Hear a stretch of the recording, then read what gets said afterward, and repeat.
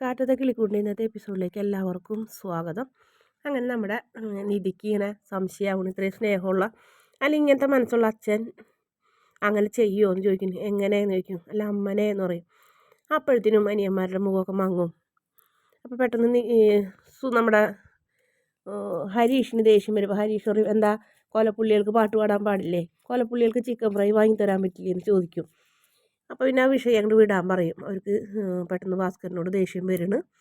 അതിനുശേഷം പിന്നെ കാണിക്കുന്നത് ഫോൺ ബെല്ലടിക്കുന്നത് നമ്മുടെ നിധിയുടെ. അപ്പോൾ നിധി എടുക്കാൻ പോകുമ്പോൾ നമ്മുടെ ഹരീഷ് പറയും, സോറി നികേഷ് പറയും, ഏട്ടത്തി അവിടെ ഇരുന്നോ, ഞാൻ എടുത്തരാമെന്ന് പറയും.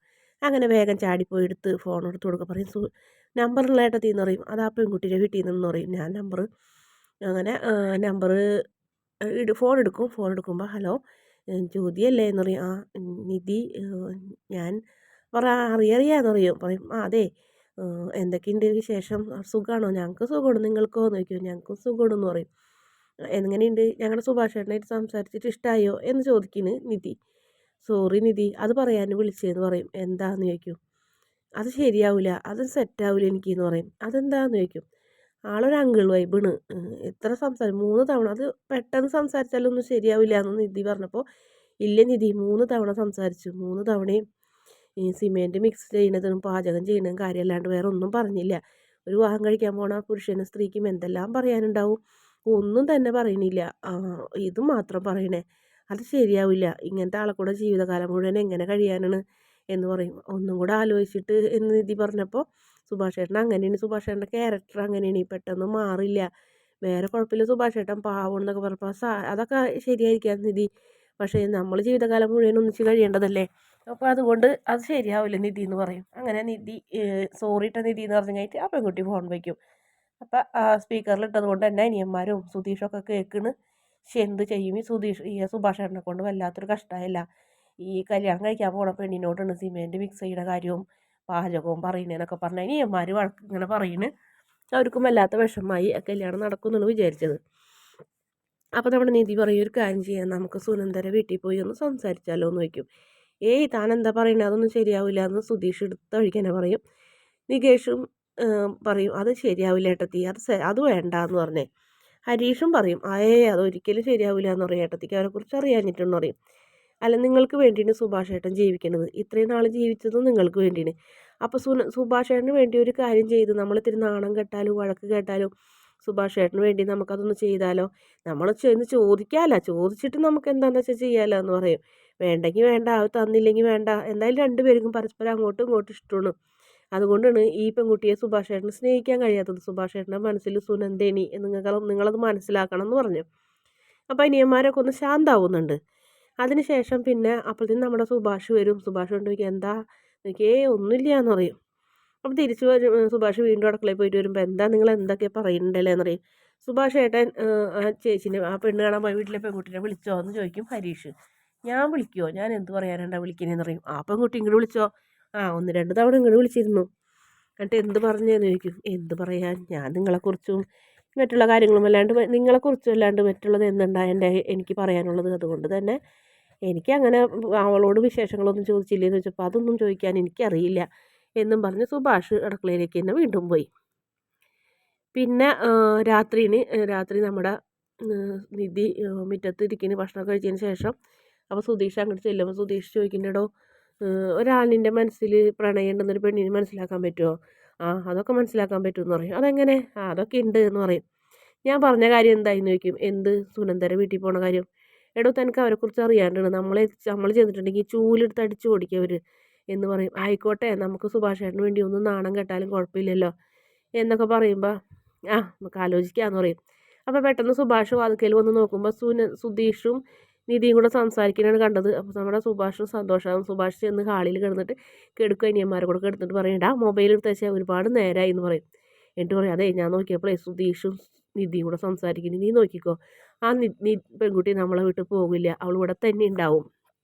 സുധീഷ് കാര്യം ഇത്തിരി കുരുത്തം കൊള്ളിയാണെങ്കിലും അവനും വേണ്ടത്, അവൻ എന്തായാലും നല്ല സ്നേഹത്തോടെ തന്നെ അവളോട് പെരുമാറിയാലും അവൾ നമ്മളെ വിട്ട് ഒരിക്കലും പോവില്ല, അവർ സന്തോഷത്തോടെ ഈ വീട്ടിൽ ജീവിക്കും എന്നൊക്കെ പറയും.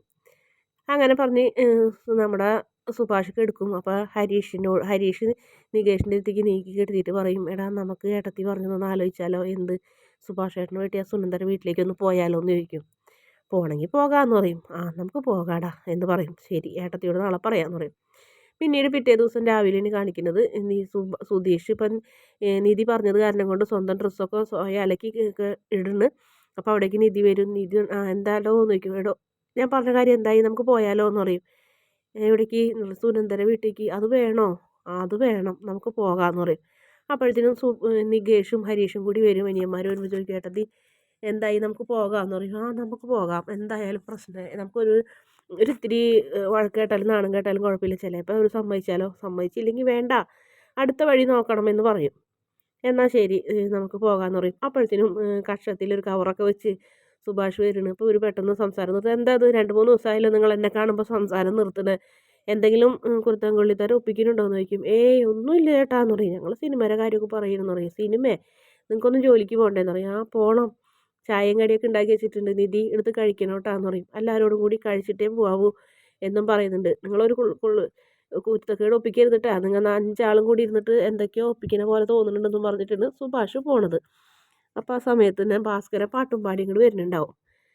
അങ്ങനെ ഭാസ്കരൻ സൈക്കിളവിടെ കൊണ്ടുവച്ച് കഴിഞ്ഞിട്ട് പറയും, അതേ കുഞ്ഞിക്കാടെ കടയിലേ ആടിനെ ഇറക്കുന്ന ആൾ വന്നില്ല, ഭാസ്കര ഒന്ന് സഹായിക്കുമോ എന്ന് ചോദിച്ചു. സഹായിക്കാമെന്നും പറഞ്ഞ്, അതുകൊണ്ട് എന്തായി, 6 ബിരിയാണി മട്ടൻ ബിരിയാണി ഇന്ന് ഇവിടെ 5 മട്ടൻ ബിരിയാണി ഇന്ന് വീട്ടിലെത്തും എന്ന് പറയും.